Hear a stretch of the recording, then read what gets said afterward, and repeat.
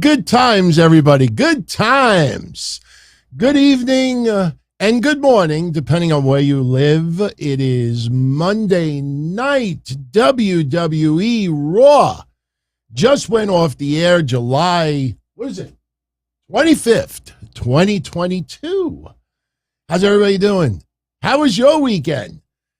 We cooked a lot of sausage. We have more to put on the grill tonight. Oh, man, what an interesting 10 days of news. You see the little change on my social media? Yeah, we don't keep silent anymore. We will start putting news after news after news and sausage when needed.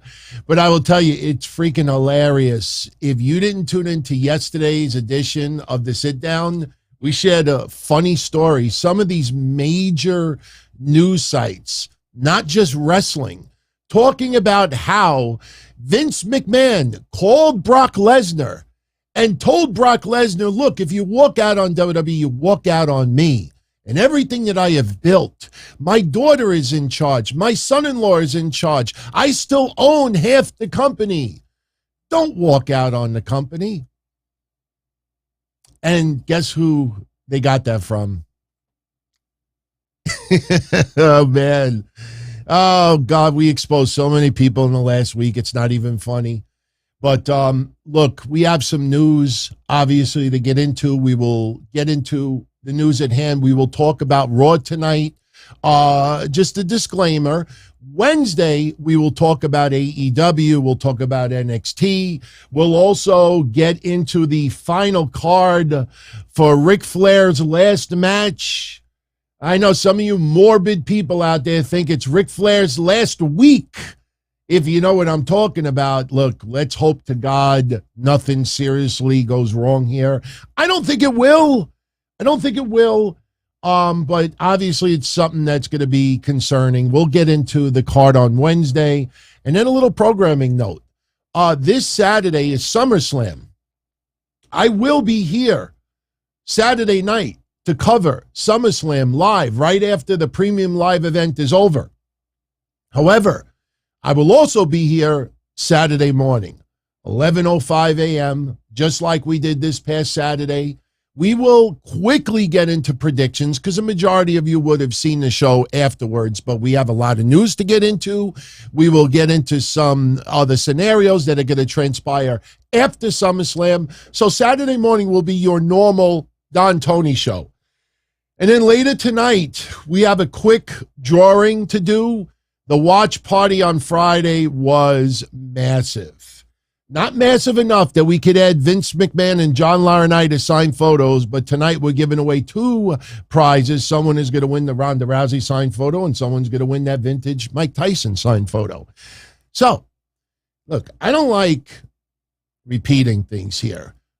Over the years, especially with stories involving yours truly, I have to bring it up because we do get new viewers every, bunch of months or weeks or years, whatever it is. So sometimes what's old is new again.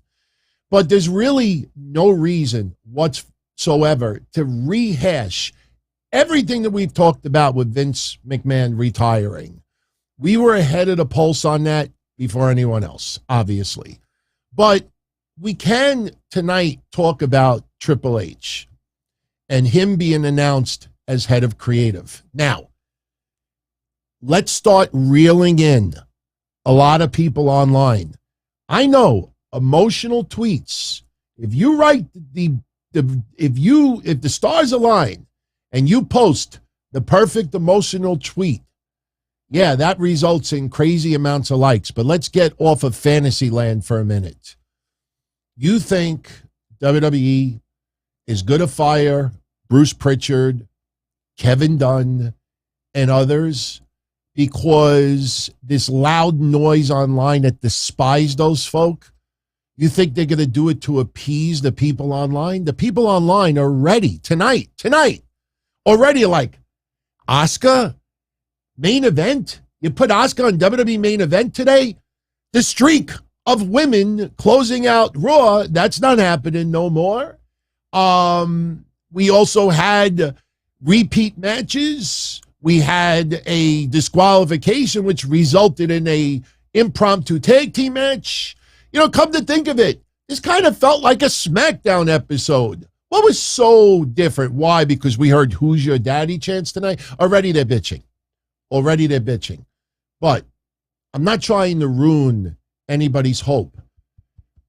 I appreciate what Vince McMahon has done for me as a wrestling fan for 43 years. I've always appreciated it. He's a pig. He's a chauvinistic pig, can't keep his hands out of the cookie jar. But that doesn't take away all the memories, all the superstars, all the moments, the bond with my family, my grandmother, hanging out with all of you. I'm podcasting because of that man. But I will even say some of what he does is out of touch. But if people out there think, because people online complain about Bruce Pritchard and Kevin Dunn, and they don't spend a minute to try to understand the corporate world, pleasing the stockholders. Remember when Vince McMahon told Pat McAfee that, our first top priority is to, answer to the investors, the stockholders? Those same people calling for Pritchard's head and Kevin Dunn and everything else, they're the same people that called Vince McMahon a liar. The same people now that are like, oh, that's sexist. Why does Stephanie McMahon have to be a co-CEO? Why can't she do the whole thing? What, WWE doesn't believe in her? These are the same people 3 weeks ago that said, oh, Stephanie's just, she's just a figurehead. She's not really running it. She can't handle all that. So WWE is not answering to those people online that won't even buy a WWE straw if it was up for sale. They please and satisfy based on the stockholders, the investors, the bottom line, how many tickets they sell, the advertising revenue, house shows, pay-per-views, premium live events. They look at the bottom line. Look at the stock market today. Right away, every wrestling news site got it wrong. When the stock went up 8-9% during the day, they all ran and said, oh, Triple H announced as head of creative. Look at how the stock is reacting to that. This is what they want. Vince, farewell. Enjoy the rest of your life. Little did they not realize is that WWE released second quarter financial numbers today.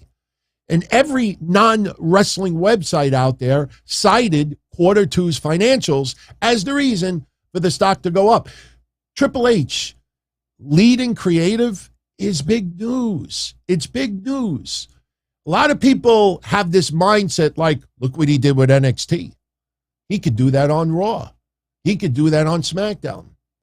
With all due respect, even though we enjoyed NXT only drew 700,000 viewers. On occasion, 800,000 viewers. How many of these people online were rocking NXT merchandise when it came out? So they have that mindset like, oh, Triple H could do to Raw or SmackDown what he did to NXT. Oh, really? Really? Let's take a step back for a minute. Bruce Pritchard is still on board. He is still creative. Is Bruce Pritchard now replacing Triple H? These same people are the ones that tried to convince you, that brainwashed you for 16 months that Triple H was being erased. His legacy was being taken away. WWE was firing everyone that he, liked and he hired and he worked with, and they're treating him like a clown, a dunce. Man, if that's treating like a clown, EVP, head of talent relations, head of creative, oh, please treat me like a clown every fucking day of the week. So what's happening now? Is Bruce Pritchard now replacing that role? That Bruce Pritchard is hired, but he's pinned the tail on the jackass. That every time Bruce Pritchard, I have an idea. Sit down, shut up. You don't have power anymore. What are you going to do? Cry to Vince? You think they're going to treat him like shit? Do I think Bruce Pritchard and Kevin Dunn will be in WWE for the long haul? No, I don't think so. I do believe they will be replaced. But they're going to be replaced when they have the right person in place. Does that sound familiar? We talked about it yesterday. We talked about it a week ago. When someone else or multiple people are in that position where it does not disrupt the company, WWE Today, Sausage, Triple H, Stephanie, I actually detailed what they were wearing tonight because somebody backstage today DM'd me a whole shitload of photos, was telling me about little things, told me about Ronda Rousey being backstage tonight. Nobody reported that. I just teased with a little holy shit tweet online because that's what a lot of people do. The only difference is I didn't tell you to pay me to find out what it was all about. I figured let's enjoy it together. But sending me all this stuff. And Triple H, Stephanie, the most important thing that they're doing right now, they're doing backstage what Titus O'Neil did in front of the stage last week. Remember, we talked about that the decision of Vince retiring was done over a week ago. When Titus O'Neil hit that ring, the decision was already made. That was a message to the financial investors, stockholders, fans, advertisers, companies they work with, the corporate world, the entertainment world, ESPN, every outlet out there. Their message from Titus O'Neil was, we're not changing. Our core values, what we present, that's not changing. People skewed what TV 14 was. TV 14, did you see today? There was no TV 14. How quickly people seem to forget. Remember when I told you, they will do TV 14, but they will do it more than anything on premium live events. And I compared it to TV shows that have movies on TV, network television. You don't hear much expletives. You don't see crazy violence. But when they come out with a movie, which is WWE's case, a premium live event, they could go a little bit further. They don't have to answer to the advertisers. It's a premium live event. It's not on the USA Network. It's not on Fox. They don't have regular advertisers. And when WWE, if they ever decide to make Raw TV 14 for 3 hours, they have to talk to their advisors, their stockholders, their board of directors, their advertiser. Everybody needs to know beforehand. Because trust me, some of those advertisers will not be happy if WWE goes TV 14. But you see, this is what all these places do not bother to do. That's why when they talk about the stock today, they think that Triple H, taking over as creative and Vince retiring is the reason behind it. No, we talked about it on Friday, Saturday, and Sunday. Well, not Friday. Watch party was Friday. After hours trading today, the WWE stock closed. After the stock market closes at 4 p.m. Eastern, you could trade after hours.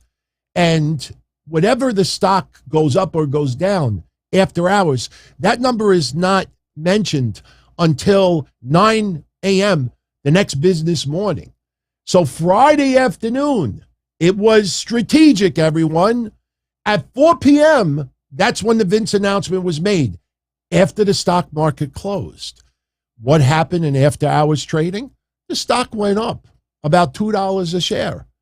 $2 a share. Remember, everybody said that it's going to tank, that, WWE, it didn't, it actually went up a little bit. So when the stock opened up today, they didn't put into account that the stock went up over the weekend. Stock ended up only going up at the beginning of the 9 o'clock hour, about $2.50 a share. That's happened with WWE many times in the last 6 months. I could tell you, I think it's at least 16 times in the last 6 months that WWE stock moved about $2 a share or more. Nothing today was that much different, but they don't bother to research it and try to understand why. Now, as far as Triple H, head of creative, I want to leave you with one last thing. Triple H has always answered to Vince. Triple H is not this big outsider. Triple H is not this going against the grain guy. Neither is Stephanie. If anybody takes a step back and thinks about Stephanie and the public service announcements and how she wants to be perceived in the real world with WWE. You think WWE is going to get raunchier, get a lot more violent, get TV 14 and blood and this and that? Sure, Montez Ford got busted open today, but it was accidental. You think Stephanie is going to start doing that? On what planet? So keep in mind that Triple H, we have hope because he has this more personal relationship with a lot of his wrestlers. But remember that interview he did with Stephen A. Smith? That interview pissed off a lot of people. They were happy that Triple H, was still on this earth following the heart surgery. But remember what Triple H said in that interview with Stephen A. Smith? People called him a liar. When Triple H said, look, we're going to give people like 6 months, and if they can't develop, they can't do this, then we keep turning it over. That's what WWE is, keep turning it over. And he pretty much said the opposite of what a lot of people on social media out there has been saying. So now the hill that they climbed on, they got to die on it now.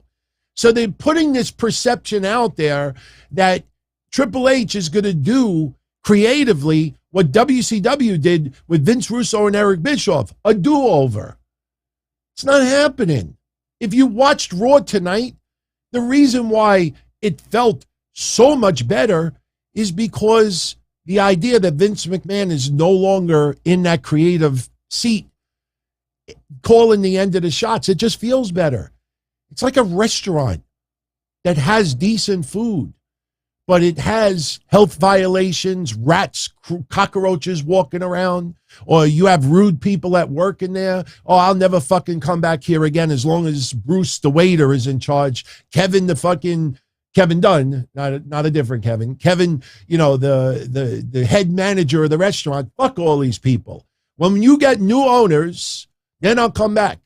And then you get new owners. You come back. Hey, the atmosphere feels good. This, that. And then you don't even realize you're eating the same shit.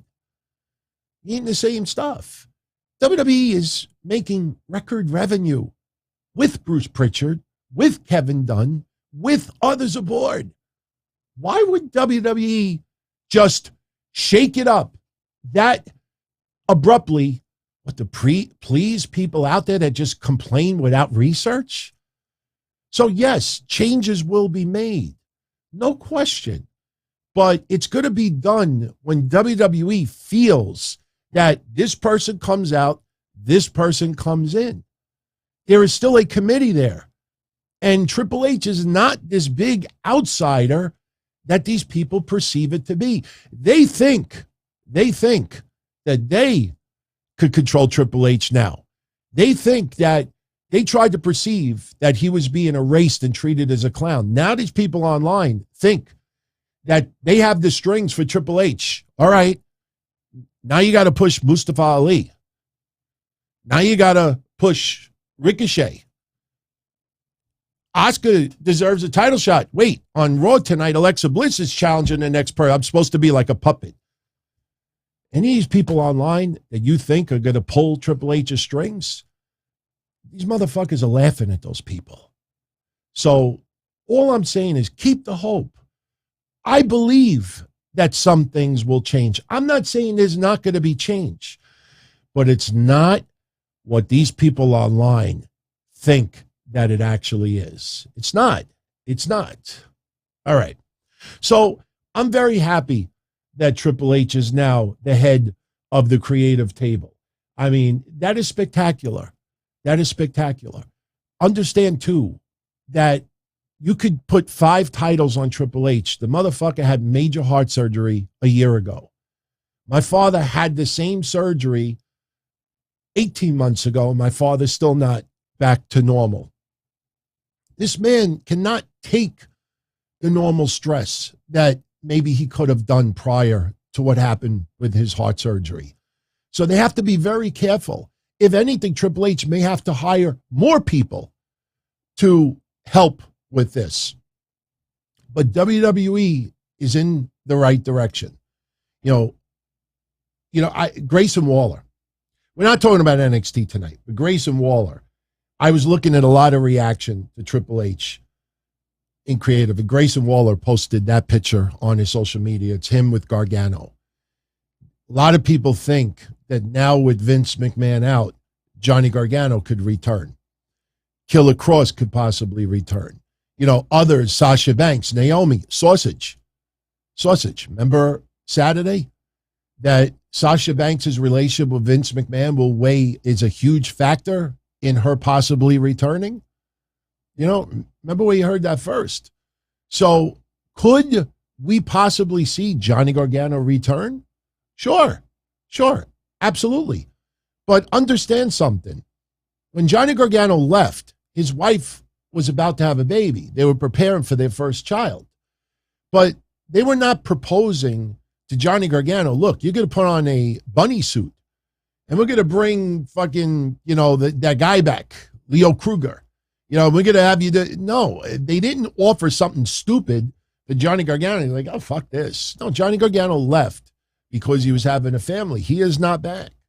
You think suddenly that Triple H is in charge, that some of your favorites, you think he's going to run it like Tony Khan is? No, that's not going to happen. If the perfect example was Alexa Bliss's promo tonight, everybody was like, okay, now you got to push Asuka. Now you got to, reel back Charlotte Flair a little bit. Let's see a month from now.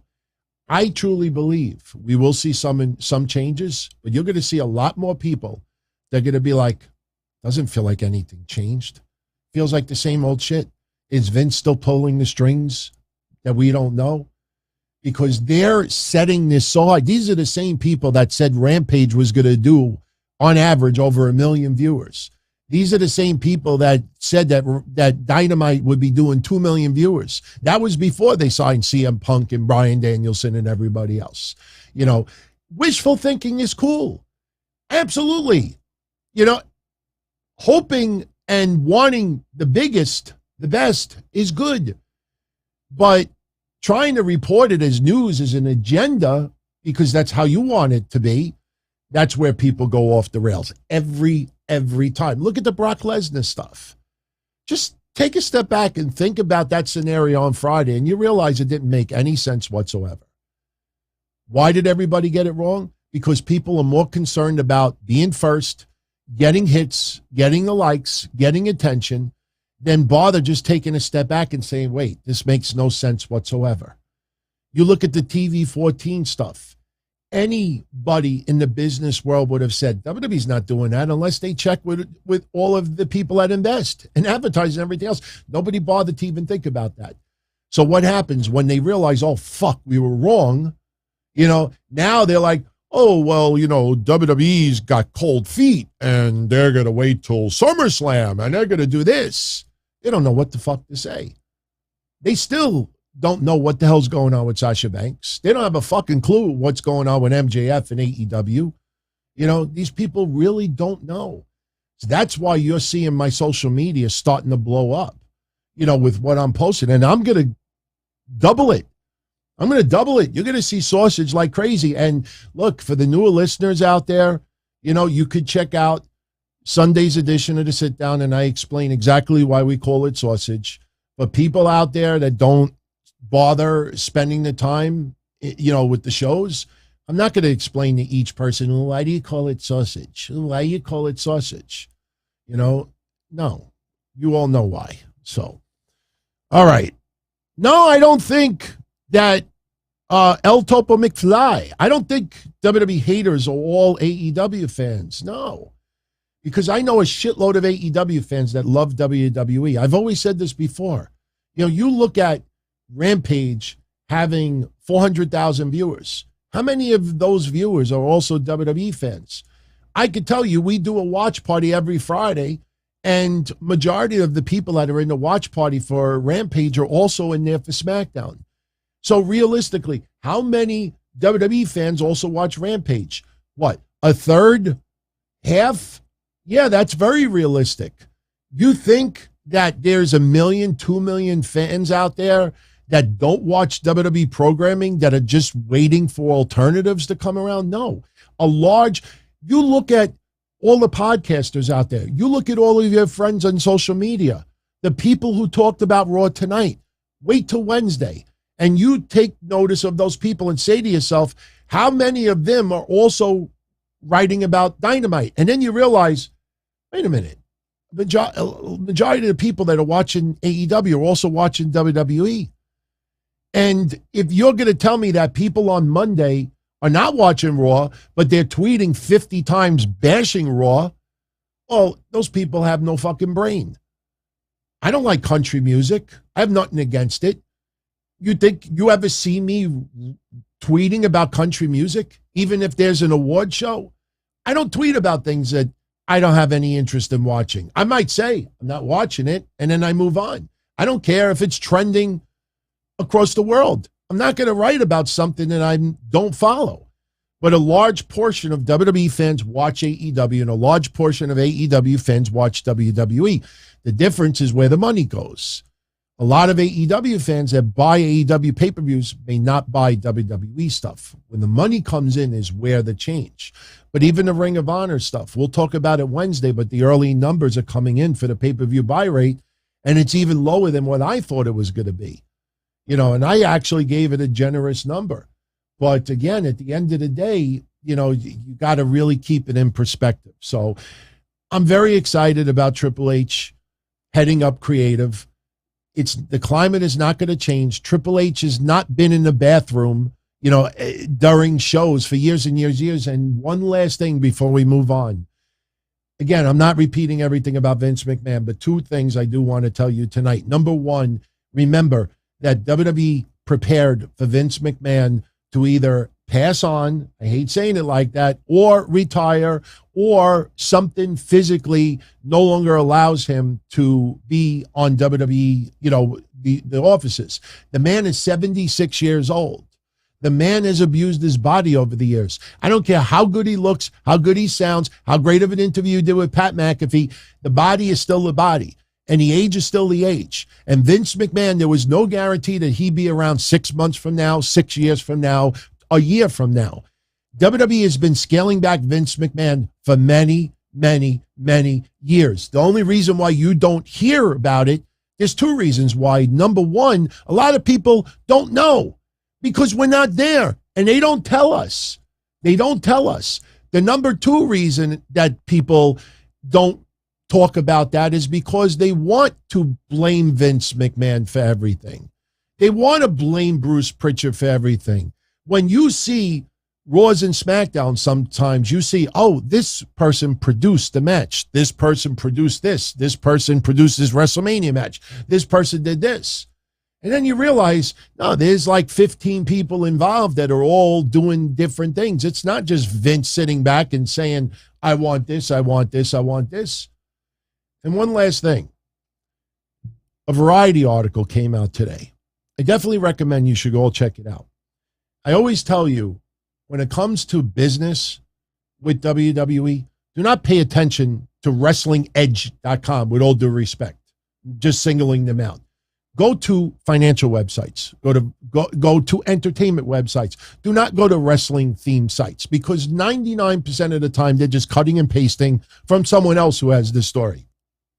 Variety came out with an article today that WWE is going to amend their financials going back to 2019 to include the $14.6 million that Vince McMahon paid out on NDAs. Now, I'm not going to explain the whole article as far as what was incorrectly coded. There was no finagling going on. Nobody, coded it a different way to hide it. You know, they have to correct some of, what was reported with that money. But it is a very big deal. It's a very big deal. And I'll tell you why. You heard some places last week. I'm not going to mention who they are.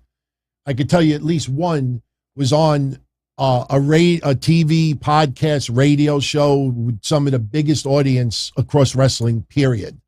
People who have been in wrestling, Hall of Famers. I think you can figure out what I'm talking about.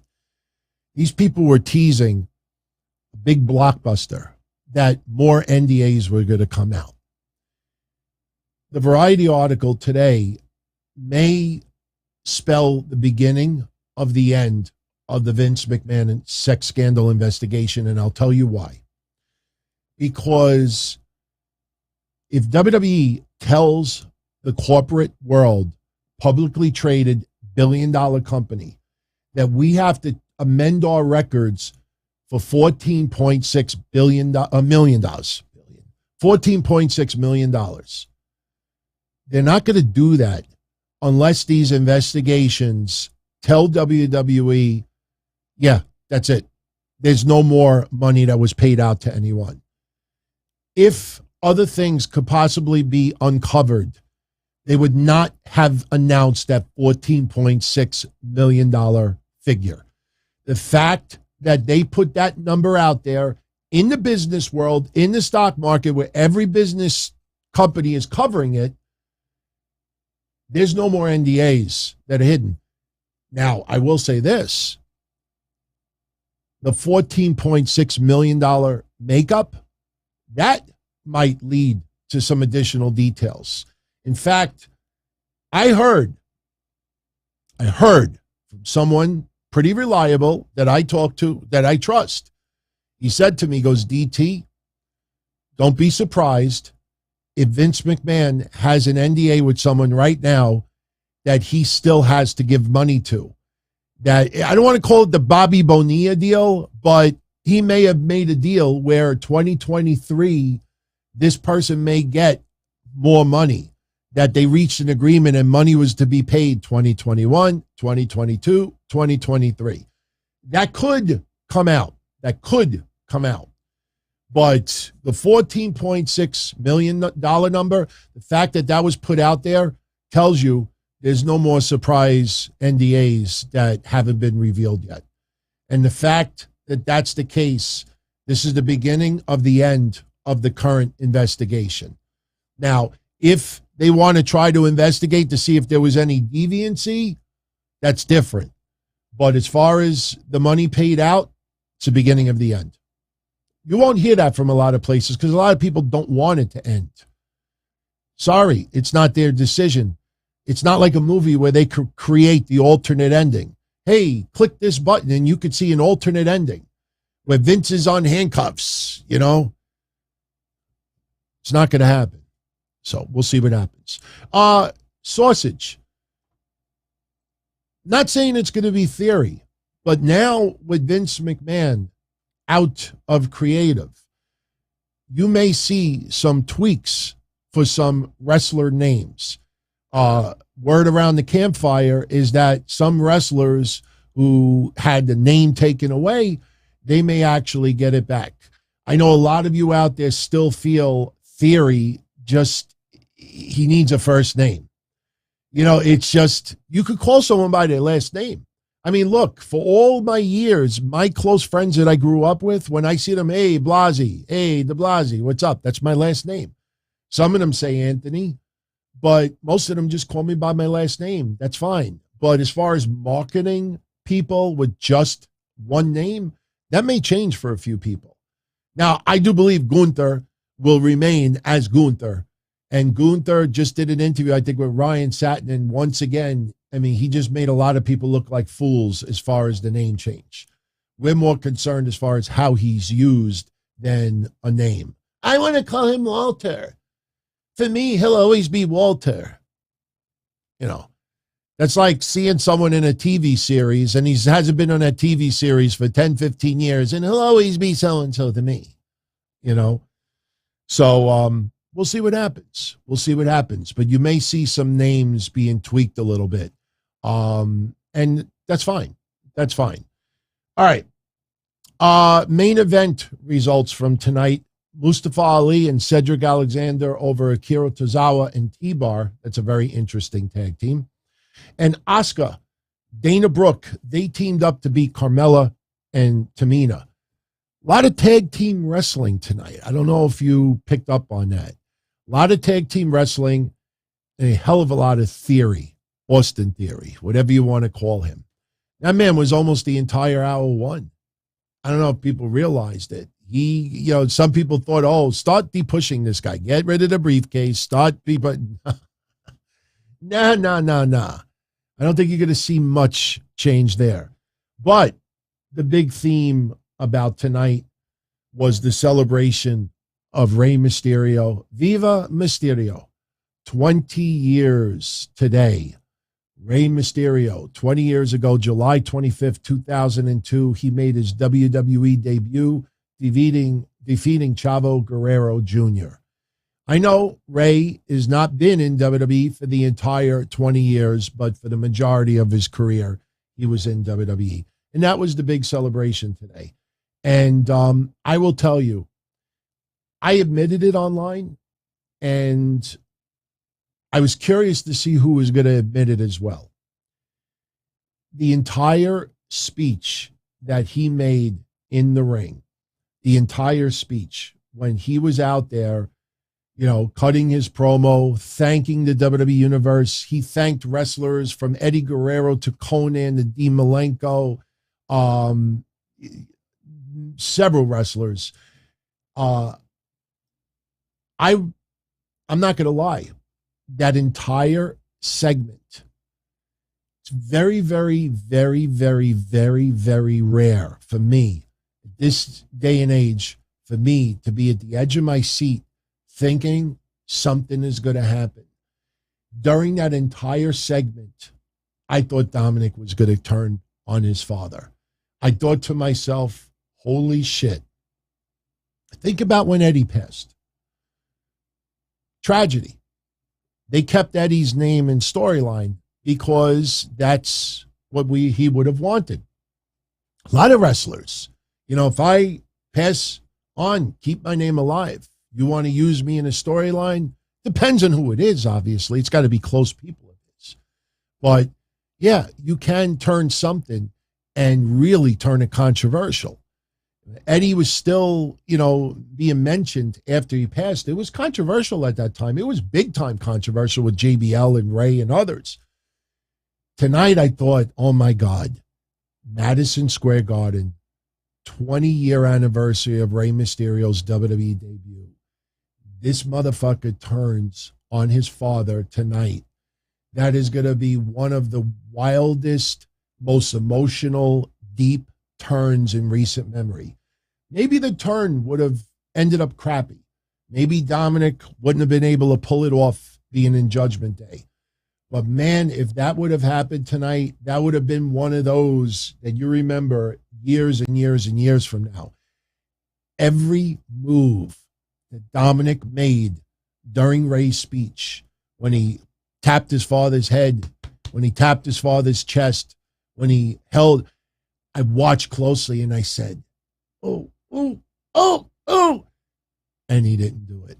The entire segment, I thought with Aaliyah and the potted plant backstage, I thought we were for certain to get that camera shot of them crying. Their, loved one, their brother, son, beat up his father. I thought the entire segment, I was waiting for the moment that Dominic was going to do it, and he didn't. And I can tell you, very, very rare for me to have an entire segment, and I'm on the edge of my seat waiting. Oh, here's what he's going to do it. Here's what he's going to do it. There was even one moment right before Rey started talking Spanish that Dominic kind of tapped him, and Rey tapped his son like this. And I was like, oh, here it comes. Here it comes. Here it comes. Oh, here it comes. And it didn't happen. So I was very, very surprised. But beautiful, beautiful segment. Feel-good segment. Now, what happened Sunday? We'll talk about it with predictions. WWE was going to air the final teaser for Edge. And, a lot of people believe that the blood is going to say SummerSlam. That's an awful lot of letters to be writing. But now with the match that's been announced for SummerSlam, and in case you didn't see Raw tonight, it's going to be Dominic and Rey Mysterio taking on Finn Balor and Damian Priest. No disqualification. A lot of people think that this might be the return of Edge, that we may see a little beatdown and then Edge comes out. He's got to get some revenge on the Judgment Day, especially if the match is still going on. It's no disqualification.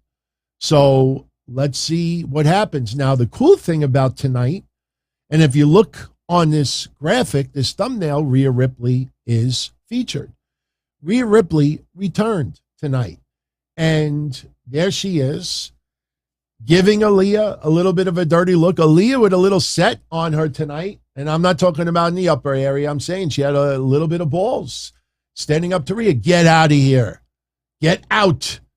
And Rhea was not having any of it. Dominic is looking at her like, hey, baby. Hey, baby. But there was one part of this that I loved and one part of this that I hated. After the match was over, because the Mysterios took on Finn Balor and Damian Priest. Now, Rhea was not at ringside. And yes, I go out of place. That's how I always do this. We're just overall recapping it. It's up to you if you want to watch the whole show. I'm not going to sit here and give you every play-by-play, giving you overall synopsis. But this match, entertaining match, a little bit too choreographed. I mean, just look back when Finn Balor and Damian Priest 8-6, 1-9s. Come on. If that was an AEW, a lot of people and, WWE, fanboys on social media would have ripped the shit out of AEW, like how you could tell. But it was a cool moment where Finn Balor tries to get revenge on Rey for what happened with the chair, the last match. So Finn Balor takes a folding chair. Meanwhile, the referee is distracted by Damian Priest. Finn Balor grabs a folding chair and tosses it to Rey. Finn falls on the mat. And he's doing the Eddie. The problem is, stupid Damian Priest in storyline still distracts the referee. So Finn's laying on the mat like, ref, and she's busy with Damian Priest. So she don't see Finn Balor on the mat. She doesn't see Rey with the chair. Rey then whacks Finn Balor with the chair, and then he gives the chair back to Finn, and then the referee turns around, and she thinks that Finn hit Rey. We thought we were going to get that DQ again, but we didn't. They finished the match, and the Mysterios beat Finn and Damian Priest. After the match was over, they had a celebration backstage. Rey taking a couple of shots of Patron. It was either water or it was water in a Patron bottle, or maybe it was legit Patron. But they were celebrating, and this was a cool moment. Unfortunately, a lot of people online got the year wrong, and everybody just cuts and pastes. So everybody got the year wrong. But Aaliyah grabbed the box, and that outfit, if you all remember, and we talked about it a week ago, somebody asked on the Q&A, my favorite Rey Mysterio match of all time. And for me, it was Halloween Havoc 1997, Rey Mysterio versus Eddie Guerrero, where he wore that beautiful purple outfit that time and the Riddler. And they took it out of the box. Now, I honestly thought today, wow, that would have been an awesome episode of WWE Lost Treasures. But they take out the outfit, and I guess I never knew. The story was that outfit that Rey wore in that match against Eddie was lost. And somehow they were able to find it. And look, Rey, for all we know, had it in his closet. Dusted it off, threw it in the dryer with a dryer sheet for a few minutes so it doesn't smell murky. And they put it in a box. But it looked pretty genuine, their reactions today. So that's actually his outfit from 1997, Halloween Havoc. I thought that was an awesome moment. Unfortunately, Damian Priest and Finn Balor would show up. Rhea Ripley would show up. It was funny because when Rhea Ripley had the confrontation with Aaliyah, she grabbed Dominic and pulled Dominic into another door. I thought she was going to close the door, and you could let your adult imagination run wild. And I was saying to myself, Dominic's going to score. But then Rey goes after them, and they beat the shit out of Rey. Finn Balor is like, this isn't your anniversary. It's my birthday. They put him through a table. And I'm trying to find out. Unfortunately, let's be honest, people online are lazy. Nobody wanted to bother, and I couldn't find it. But there was one funny moment, and it was here. Dreamer's Lane. Welcome to the family, my friend. And by the way, I don't know if you noticed yesterday, I now list all the super chats again on the shows. I had someone who asked for that, and yes, it has been granted. So, and we don't, and if we're talking about a particular topic and somebody sends one in, we don't wait till the end of the show to get into it. We get into it right away. You see this picture? This was right after Rey got put through a table. Look on the left. You see that champagne glass? I want to know whose fucking hand that was. Now, if you go back and you rewind it, it was some Spanish guy that he didn't look familiar to me. It might have been like a cousin, an uncle. It might have just been some straggler in the back. He seemed well-dressed, but he's the motherfucker that had the champagne glass. Now imagine somebody that you love. You're at their party celebrating, and then your loved one gets attacked. And you walk up to that person, and you still got the champagne glass like, oh, what the fuck just happened? If that person works as a wrestler, I would fire him on the fucking spot. I want to know whose hand that was. I need to know. We got to identify that schmuck. He's got the glass, and he's showing up. Put the fucking glass down. Your loved one just got laid out on a table. I thought that was horrible. I know I'm nitpicking, but I thought that was horrible. But congrats, Rey Mysterio, 20 years.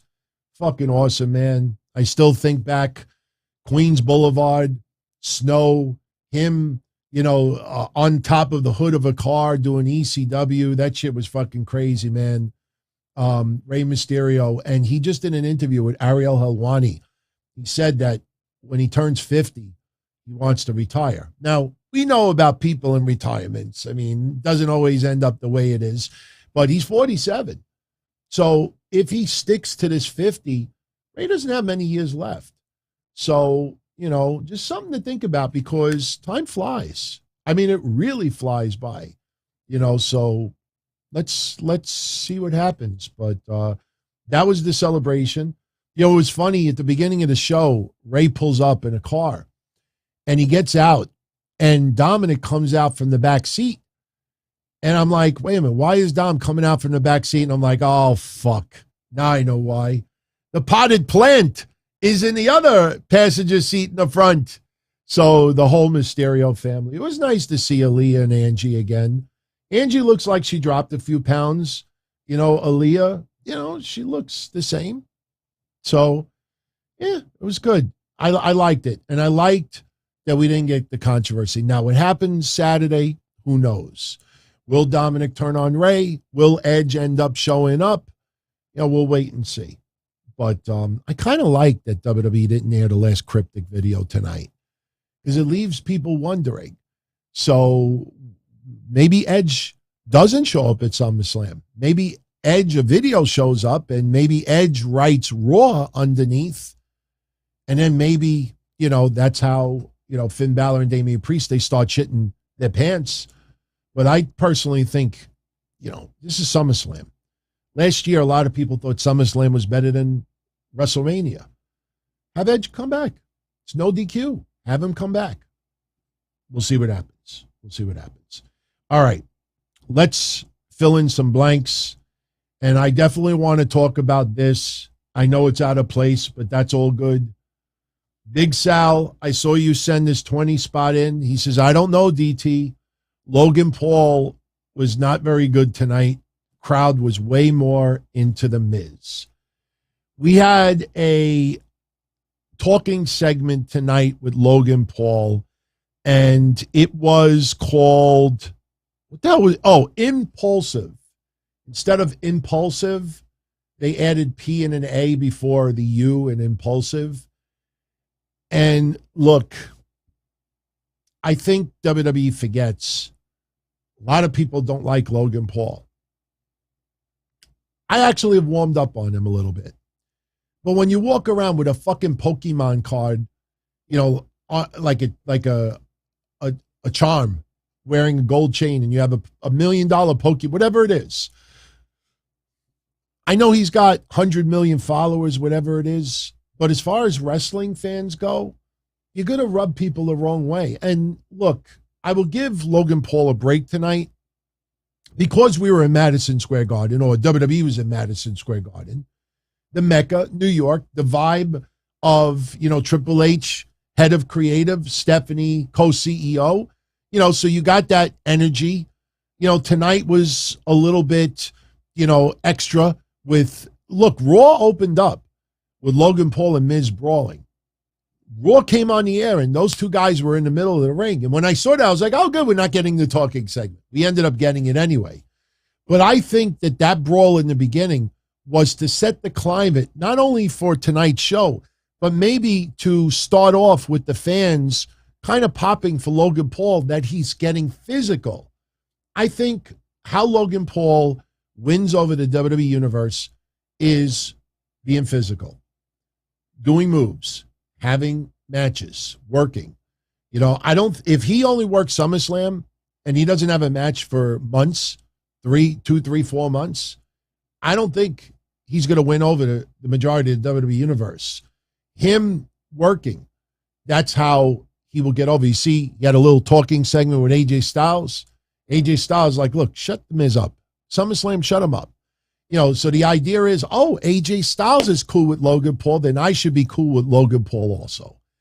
That works to a certain extent, but the WWE Universe, even though they don't like the Miz, and they certainly, have their moments with Maryse. I mean, look, Maryse tried tonight. She came out with, I guess, was supposed to represent Miz's testicles, and she had a horrible talking segment with Logan Paul. Logan mentions his brother, gets a lot of heel heat. He wants the Miz to come out. Instead, Maryse comes out instead, and she's intentionally getting the word genitals wrong. She's basically saying, I don't appreciate you talking about my man's genitals. And it was just awful. And the crowd was not into it. And then, Logan Paul with some forced lines, and he, calls them tiny balls. We get a tiny balls chant. And then Maryse says something like, do you know, Logan, that the average testicle is 1.8 centimeters, inches, the radius is 1.8 centimeters? And he's like, what man, measures their testicles? And Miz comes out. He says, I do. And everybody in this building does too. And the crowd popped. And they brawled a little bit. Ciampa brawled. Nobody came out to help Logan Paul this time. Miz skull-crushing finale, and the crowd is chanting one more time, one more time, one more time. Of course, the Miz does not oblige. He's the heel in this. Miz's job is to help Logan Paul get over a little bit more as a babyface. I will tell you this. If Logan Paul continues to struggle with the WWE Universe, I wouldn't be surprised if they join up as a tag team again down the line. But I personally feel, look, I'm not this big Logan Paul fan. Do not get me wrong. I'm not. But I will say, give him a pass tonight because it's the Garden. It's the Mecca. It's New York. The crowds could be very, very difficult to win over. And, they were especially rough on him tonight.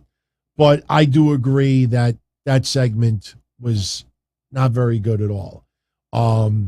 So that's what we have looking forward to on Sunday. All right, let's run down a little bit more.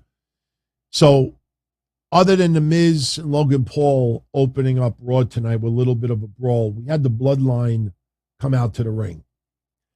And Roman Reigns tells Paul Heyman, I don't feel like talking. Paul Heyman gets on the mic, greets everyone to the island of relevancy.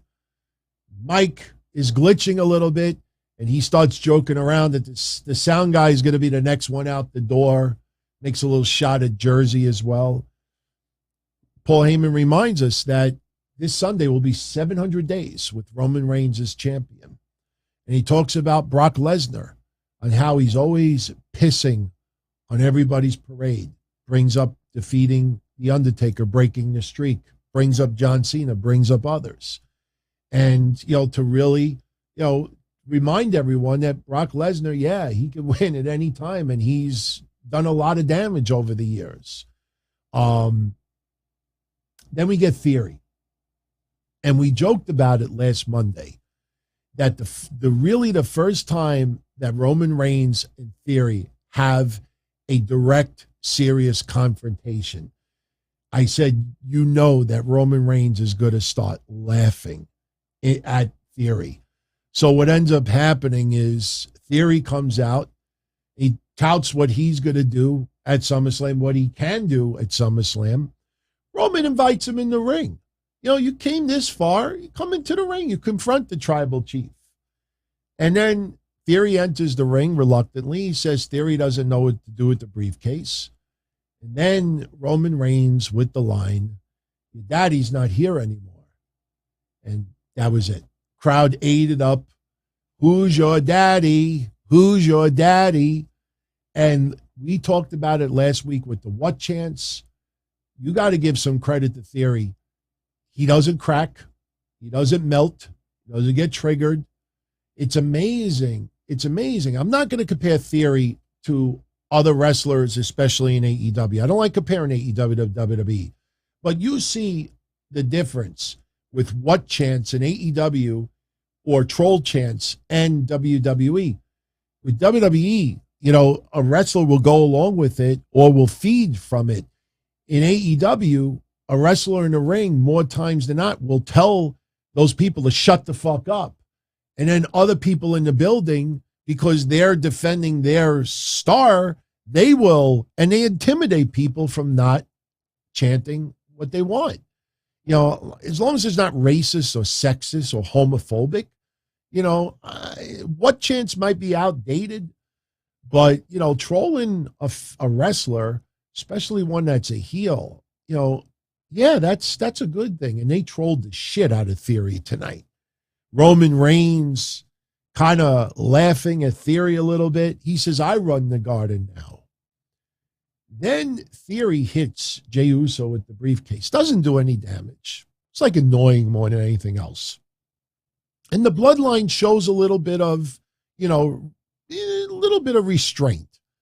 You know, Roman Reigns, like, don't worry about it. It's okay. Leave the ring. Theory looks a little bit confused. Now Drew McIntyre comes out. And Drew McIntyre has an impromptu match with Theory. And pretty much the same formula as we have gotten for quite some time now with WWE programming. Towards the end of the match, Butch, Ridge Holland, Sheamus come out. I thought this was a little premature because nobody had entered the ring yet. Ridge Holland grabbed Drew McIntyre's foot.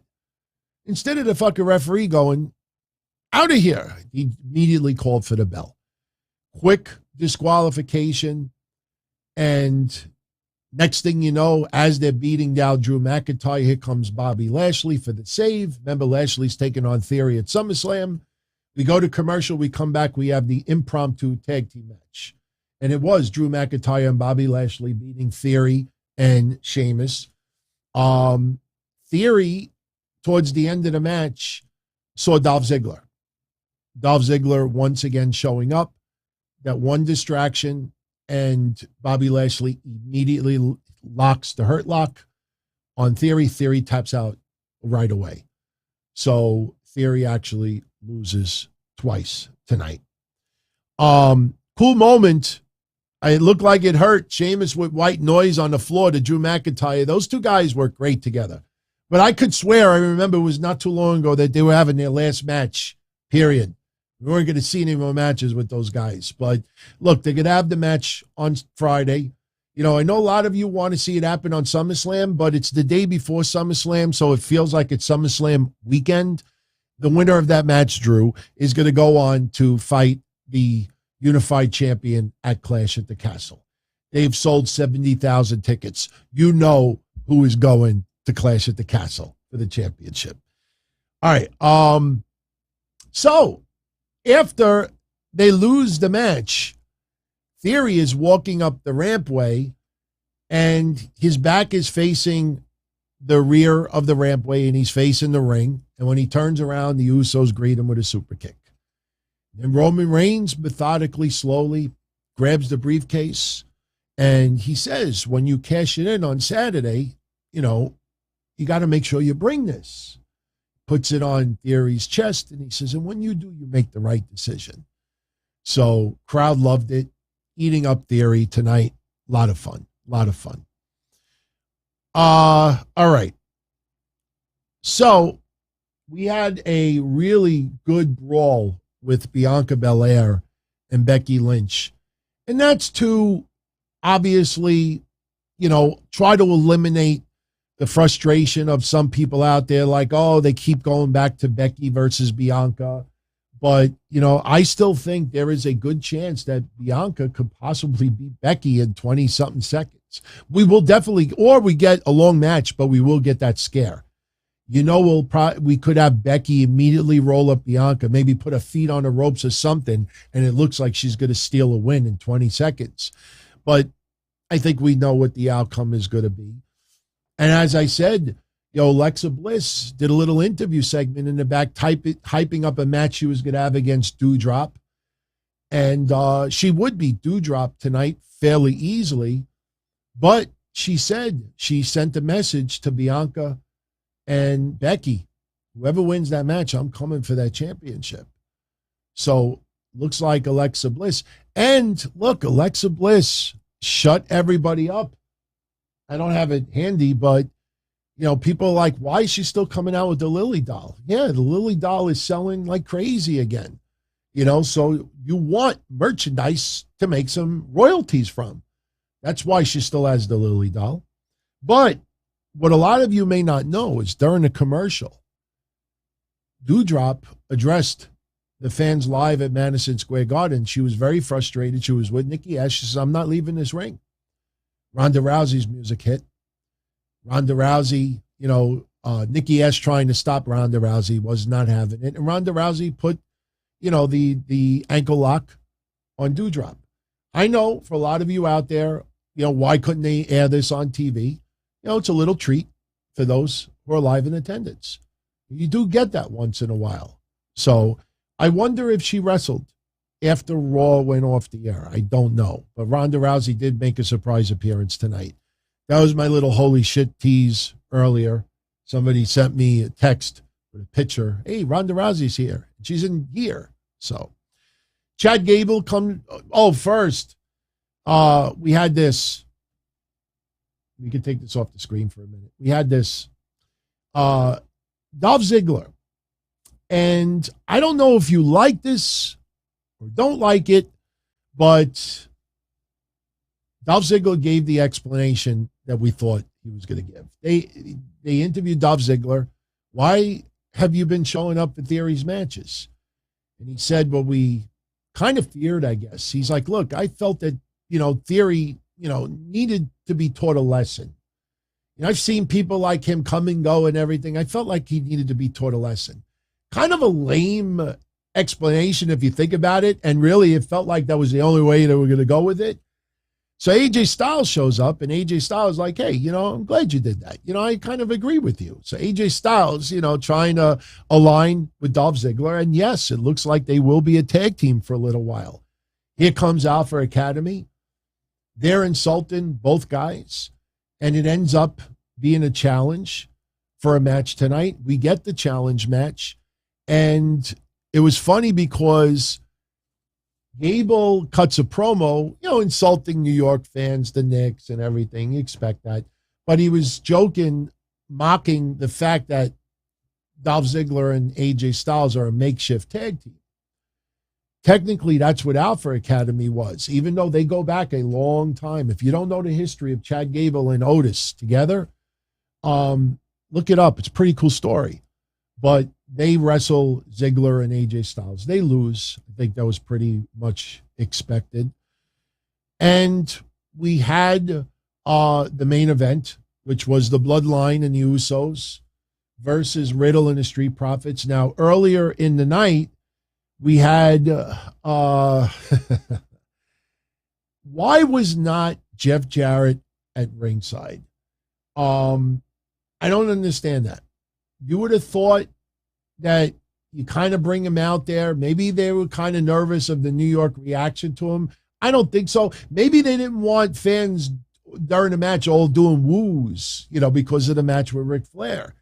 But they do a backstage segment with the Street Profits and the Usos, and Jeff Jarrett is quote unquote laying down the law. And we'll see what happens on Saturday.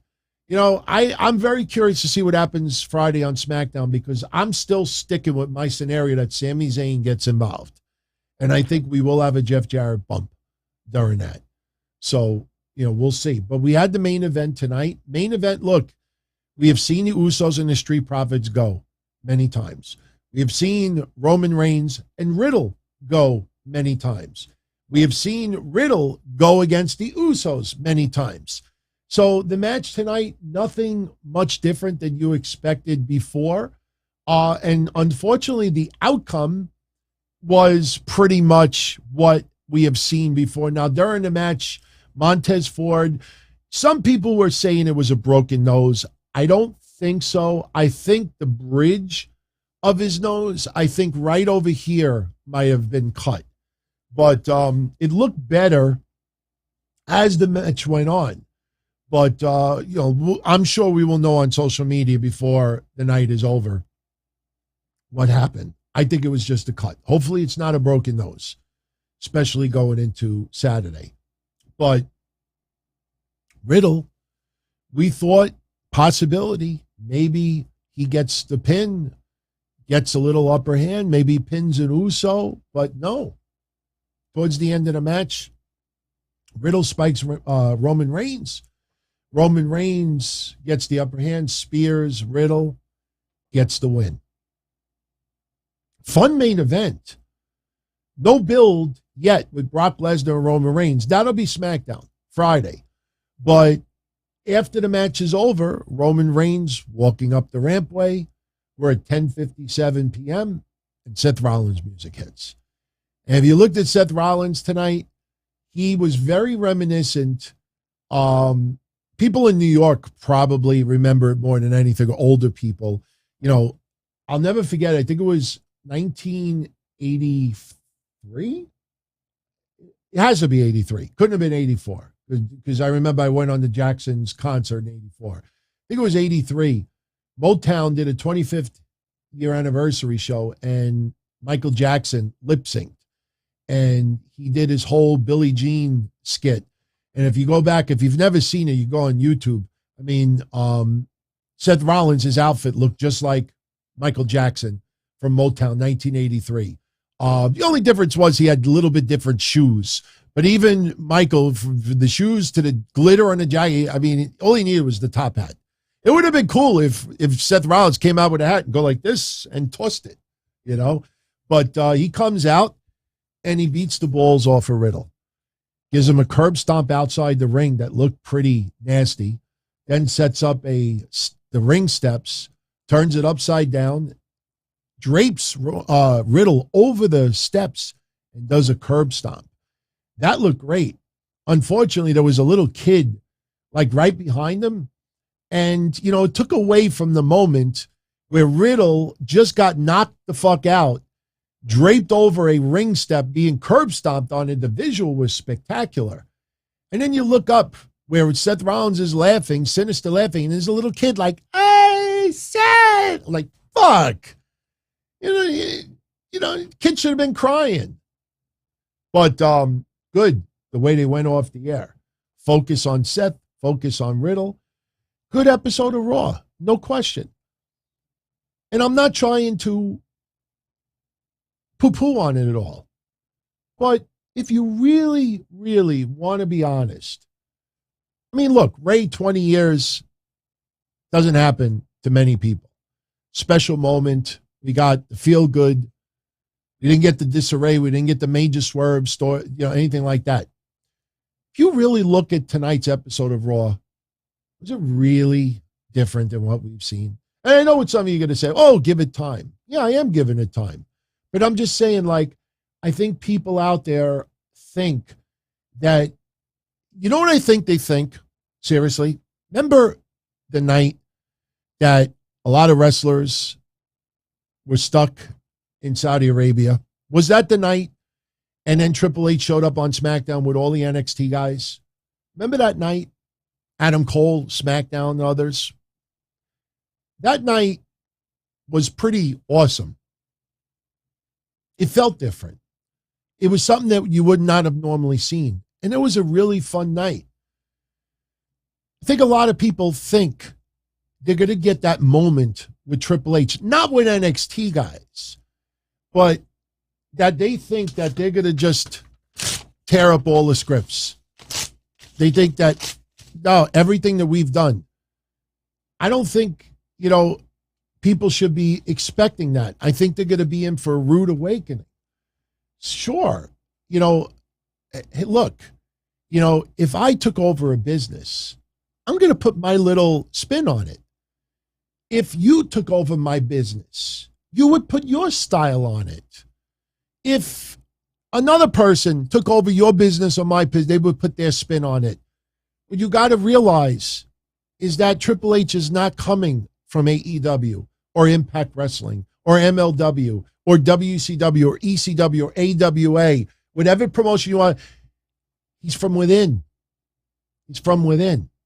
So his mentality, do you think for 20 years that everything that Triple H wanted to do was the complete opposite of what Vince wanted to do? So all I'm saying is that go in with an open mind. But if you expect this dramatic, drastic change, one last comment before we start bringing this home. One last comment. Triple H could try to turn everything upside down. The wrestlers have to execute it. The wrestlers have to cut the promos. The wrestlers have to do it in the ring. And if you get sloppy shit in the ring, you get that over choreographed stuff, because like I said, I have not criticizing the Mysterios tonight. I loved what we saw. If you go back and you look closely, the 619 that they get, Finn Balor looked like the goof. Finn Balor, he didn't get hit at all. And the rope, he like flares over like. And then Damian Priest gets hit and he just flails right over like two, so execution is critical here. You could say, oh, we're going to give this person an opportunity. And what happens if the WWE Universe doesn't react to it? What happens if that wrestler stinks up the joint? What if that wrestler cuts a wet fart? So it's not just Triple H does it and everybody is programmed and the execution is going to be perfect. Everybody needs to do their part. And how many wrestlers do you think were really winging it? How many wrestlers do you think were not putting in effort? So, when you start really thinking about this, you start realizing like, hey, if you're expecting a brand new promotion, a brand new feeling, a brand new atmosphere, you're in for a rude awakening. So, thank you, Liam Savage, and happy 9-month anniversary to you being a channel member here. Thank you, as always, for your support. Shout out to King of Games 405. DT, you're so right about so many websites posting so many articles with no facts. Hey, a lot of them hate my guts. I'll keep doing it to prove a point. I mean, you see what's gone on in the last 10 days. It's crazy. And welcome aboard to everyone who is new over here that is only finding out about this. You're starting to realize, when we talked about the climate today. You see what I wrote earlier today? That Triple H and Stephanie backstage today, there was everybody walking around. There was a sense of energy. It felt like everybody had an extra spring on their step. Felt like a new era was kicking in. And that's sausage. That's common sense. When Vince retired, we talked about it yesterday. You had places saying, oh, a lot of wrestlers within WWE are very happy that Vince is no longer there. So I was like, okay, wise asses. I'll do one step further. Hall of Famers like Undertaker, Steve Austin, and others want Vince McMahon to go into the WWE Hall of Fame. They went into the Hall of Fame. They want Vince McMahon to go into the WWE Hall of Fame. That is a fact. That is absolutely a fact. You see how quickly, you could do that. All right. So your current lineup for SummerSlam is Roman Reigns versus Brock Lesnar, last man standing match for the undisputed WWE Universal Championship. Pat McAfee versus Happy Corbin. Bobby Lashley versus Theory for the United States Championship. You have the Usos versus the Street Profits for the undisputed WWE Tag Team titles with Jeff Jarrett as special guest referee. Liv Morgan versus Ronda Rousey for the SmackDown Women's Championship. Riddle versus Seth Rollins. Bianca Belair versus Becky Lynch for the Raw Women's Championship. Logan Paul versus The Miz. And the Mysterios versus the Judgment Day. No disqualification match. Ratings from Friday. SmackDown, 2,256,000. That is tremendous. Tremendous. And again, you look at the disaster that these people had about that Brock Lesnar story. All you had to do is take a step back. I can't tell you how many emails and DMs I got from people like, where'd you get that? And I ignored them all. It's none of their fucking business. But even if you didn't have a contact, common sense would have told you. Vince has Brock on speed dial. They text message each other. Brock calls Vince all the time.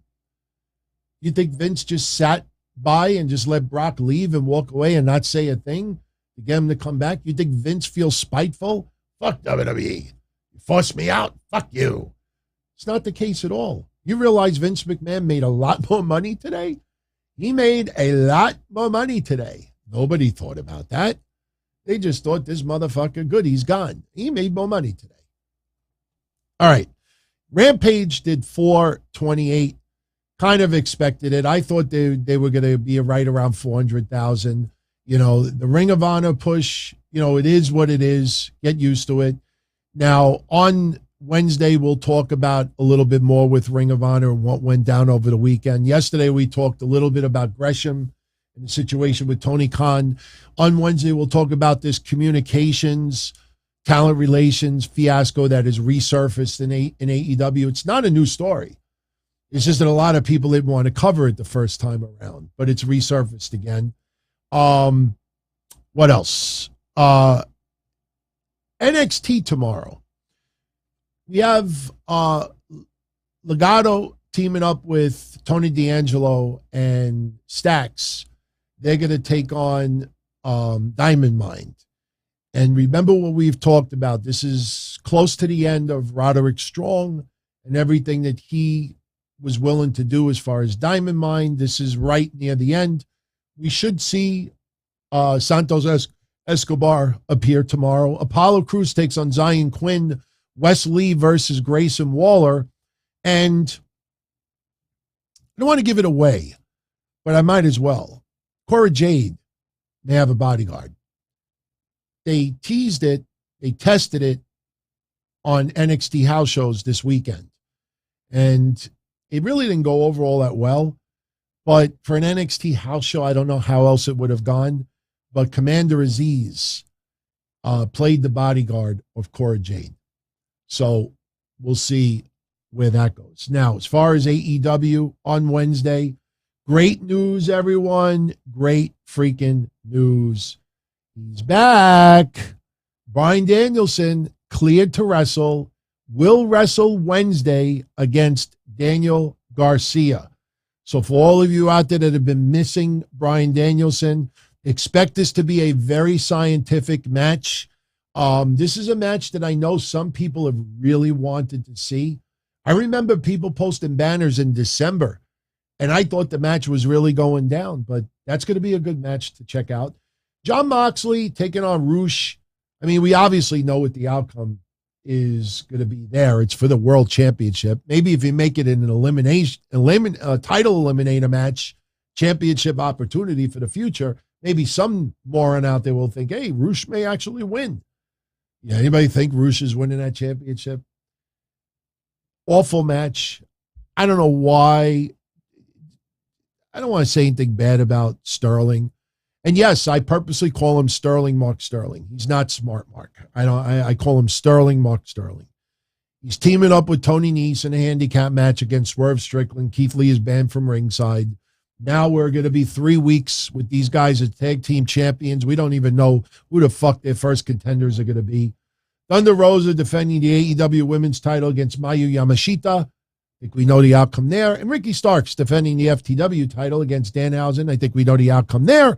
Very predictable night as far as match outcomes. I'm very curious to see if Ricky Starks has any interaction with Hook. With Hook. Because remember, Hook and Danhausen are supposed to be kind of friends. So, yeah, I seen that Bray Wyatt teaming up with Edge against Judgment Day Street Fight banner. We talked about that 3 weeks ago. That is some AEW fan because they're used to everybody bleeding and everybody going through tables and everybody brawling and everybody doing this. And they think, oh, I need a street fight. I need a street fight. I need a street fight. I need a street fight. You're not getting it. Not getting it even if you want it. All right. Very cool prize for tomorrow's NXT watch party. If you show up tomorrow and you mingle a little bit, you know, if you're on stage, you don't have to have your camera enabled. You know, it'd be nice if some did once in a while. You know, you're not ugly, so I don't know why people hide. Not everybody does, but, you know, if you actually go on stage and talk a little bit, you get 2 entries. If you text just in the chat room, you get an entry. But you show up tomorrow, and we're going to give away someone tomorrow is going to win this autographed photo of Gigi Dolan.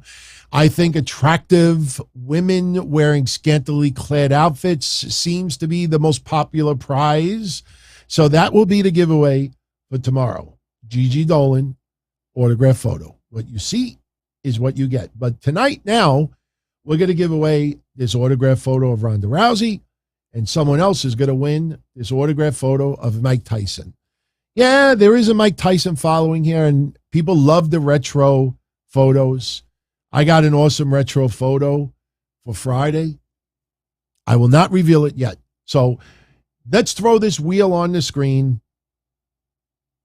Yeah, a lot of entries from Friday. Not as many as I was hoping, but a lot of nice entries. Let's spin this once. Who gets the Ronda Rousey autograph photo? Good luck. Good luck. All you got to do is show up, and you get entered.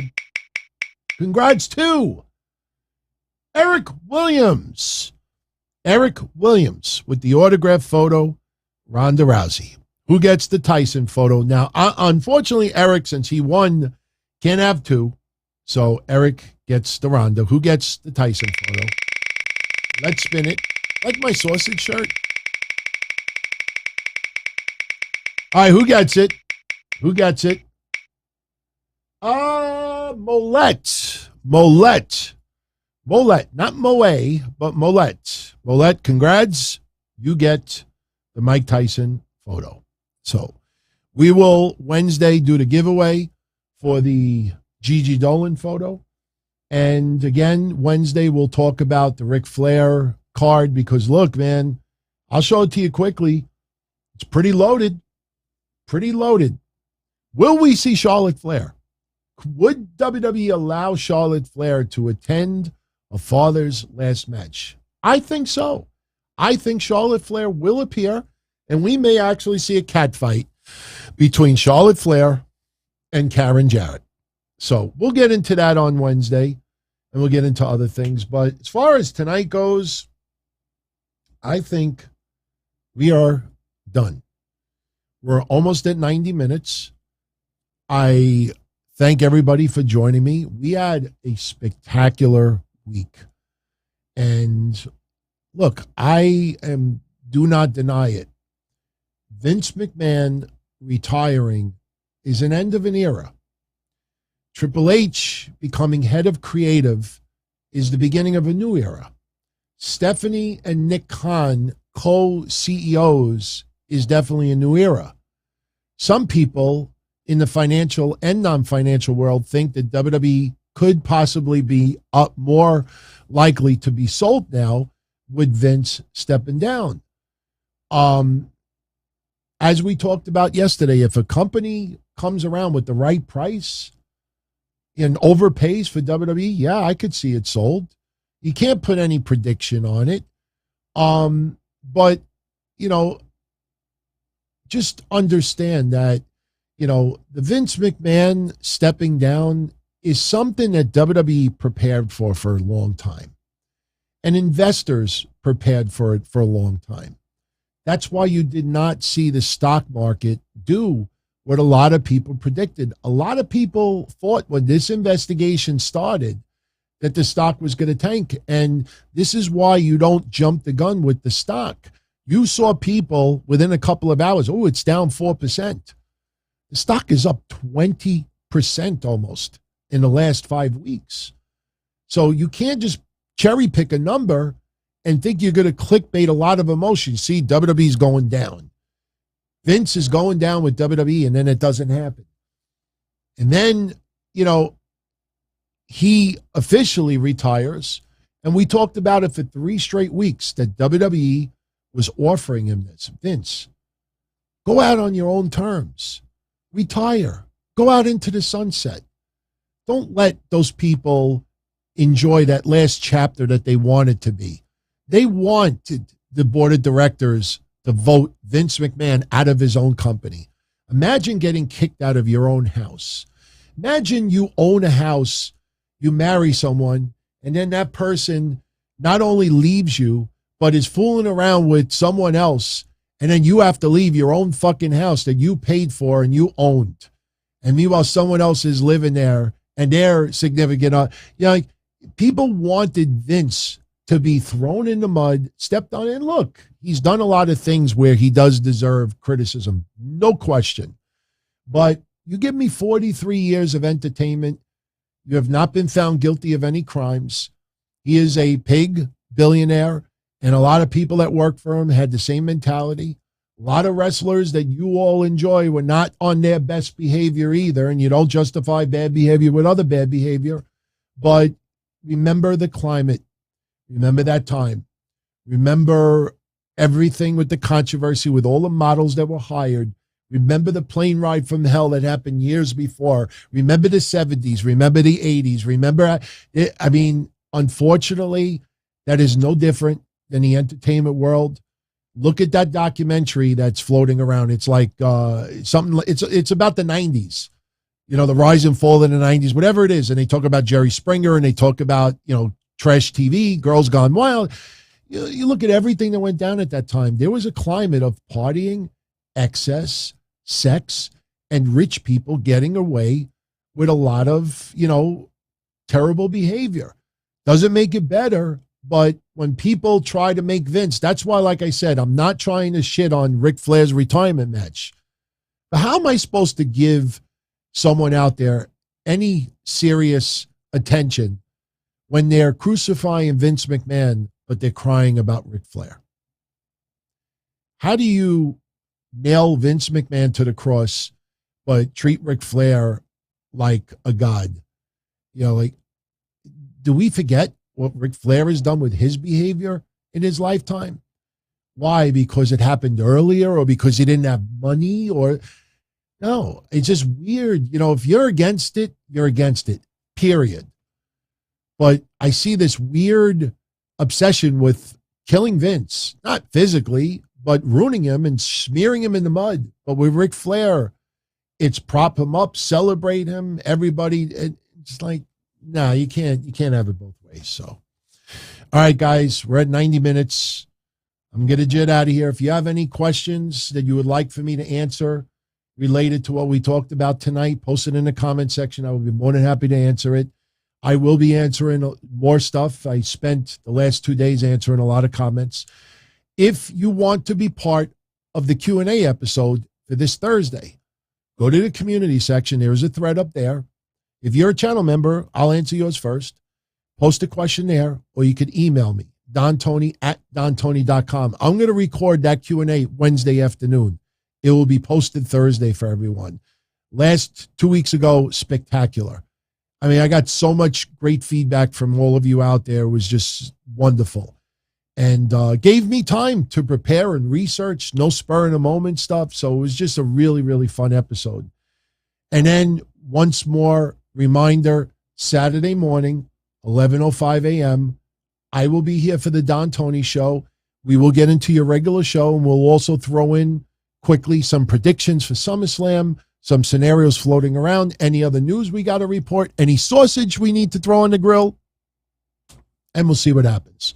And then we got SummerSlam, and I'll be right back here after SummerSlam goes off the air. So much love, everyone. Thank you as always. Keep supporting Blue Wire. If you enjoy my audio side of things, Blue Wire is where you get all my content and a lot of the previous episodes. Pro Wrestling TV is my new home. All my video shows and some things are in development. Pretty fucking awesome things. I can't reveal it yet, but believe me, there's some big things coming down. One thing in particular, I'm going to be so fucking proud of. It's not necessarily a show, but it's a cause. I guess I could tease it that way. It's something that I'm going to get involved in, and it's for a very worthy cause. It does not involve money, but you'll know about it soon. So if you enjoyed tonight's episode, hit that thumbs up. If you're not a subscriber yet, subscribe so we can get past that 30,200 mark. And if you want, consider becoming a channel member. Guero G with the thank you at the end of the show. Much love, my friend. I thank you for all your support. I thank everybody for your support. And keep spreading the word. You know anyone out there that would like this channel, let them know. You know, and for all of you that are new, welcome. Here, we all have a good time. We will criticize. We will, you know, give our constructive criticism on other things. We will crack jokes. Sometimes we will throw a few lighthearted insults, but there's no hate or clickbait here. And what I say, it's pro wrestling news without the hate and the clickbait. What was it? Without the wine? I don't remember. I don't remember my own catchphrase. So Don Tony show. News without the hate and the clickbait. We opine without the wine. All right.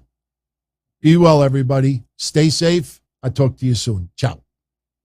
As far back as I can remember, I always wanted to be a podcaster. For me to live any other way was nuts. To me, those goody-good people who worked shitty jobs for bum paychecks and took the subway to work every day and worried about their bills were dead. I mean, they were suckers. They had no balls. If I wanted something, I just took it. I ran everything.